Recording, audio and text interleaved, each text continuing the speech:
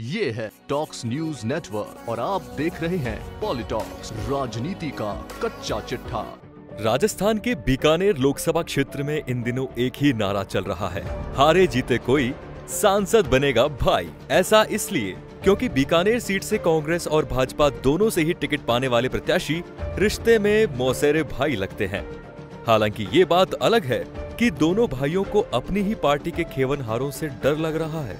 क्षेत्र में जहां जीत की हैट्रिक बनाने की तैयारी में जुटे बीजेपी उम्मीदवार और केंद्रीय राज्य मंत्री अर्जुन राम मेघवाल को पार्टी छोड़ चुके कद्दावर नेता देवी सिंह भाटी के आक्रामक विरोध का सामना करना पड़ रहा है।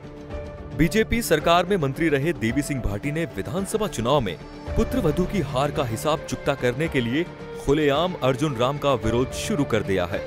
देवी सिंह भाटी ने अपनी 4 दशक की राजनीति में कई पार्टियां बदली, लेकिन हर हाल में कांग्रेस का विरोध किया। इस बार अर्जुन राम को हराने के लिए वो कोई भी हथकंडा अपनाने को तैयार है। देवी सिंह भाटी ने मेघवाल को हराने के लिए यहाँ तक कह दिया कि चाहे कांग्रेस को वोट दे दो, लेकिन अर्जुन राम को हराओ। ये कड़वाहट इसलिए भी है क्योंकि विधानसभा चुनाव में मेघवाल ने श्री कोलायत में दलित मतों का ध्रुवीकरण कर उन्हें देवी सिंह भाटी के खिलाफ कर दिया था। अब इन आरोप में कितनी सच्चाई है ये तो नहीं पता, लेकिन भाटी उन्हीं बूथ पर पीछे रहे जहां दलित मतों का बोलबाला है। यही वजह रही कि दोनों के बीच कड़वाहट ने जन्म ले लिया। पिछले दिनों अर्जुन राम को टिकट मिलने का संकेत मिलते ही भाटी ने बीजेपी से त्यागपत्र दे दिया। अब भाटी समर्थक सड़कों पर उतर चुके हैं और हर हाल में अर्जुन राम को हराने की रणनीति बना रहे हैं। बीकानेर में आजकल जगह जगह अर्जुन राम मेघवाल के खिलाफ विरोध प्रदर्शन हो रहे हैं। हाल ही में शहर के हृदय स्थल कोर्ट गेट पर अर्जुन राम का पुतला जलाया गया। गौरतलब है कि विरोध करने वालों के हाथ में भाजपा का झंडा और पैरों में अर्जुन राम का पुतला था। यानी स्थिति मोदी से बैर नहीं, अर्जुन राम की खैर नहीं जैसी हो चली है।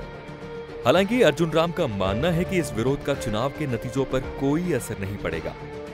अब बात करें मदन मेघवाल की, जो सेवानिवृत्ति के बाद कांग्रेस टिकट पर अर्जुन राम के सामने ताल ठोकने के लिए तैयार हैं। उनका भी कई जगह विरोध हो रहा है। इस मामले में कांग्रेसी विधायक गोविंद मेघवाल के समर्थक सबसे आगे हैं। उनके अनुसार कांग्रेस प्रत्याशी जीत की स्थिति में नहीं है। वहीं जिला परिषद की उप जिला प्रमुख इंदु देवी तर्ड का पत्र भी चर्चा में है, जिसमें रायसिंह नगर में हुए किसान आंदोलन के दौरान तत्कालीन अतिरिक्त पुलिस अधीक्षक मदन मेघवाल पर लगे आरोप का जिक्र है।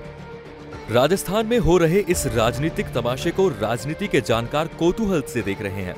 गौर करने वाली बात यह भी है कि एक तरफ जहां अर्जुन राम का विरोध नजर आ रहा है, वहीं दूसरी तरफ मोदी के प्रति भक्ति में कोई खास कमी नहीं आई है। यही कारण है कि अब अर्जुन राम मोदी के नाम पर जीत की उम्मीद लगाकर बैठे हैं।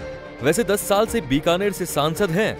5 साल विपक्ष और 5 साल सरकार में मंत्री रह चुके मेघवाल बीकानेर में अपनी ओर से करवाए गए कार्यों को लंबी सूची बताते हैं। अर्जुन राम बीकानेर को हवाई सेवा देने के साथ ही राजमार्गों के विस्तार का जिक्र चुनाव प्रचार के दौरान कर रहे हैं।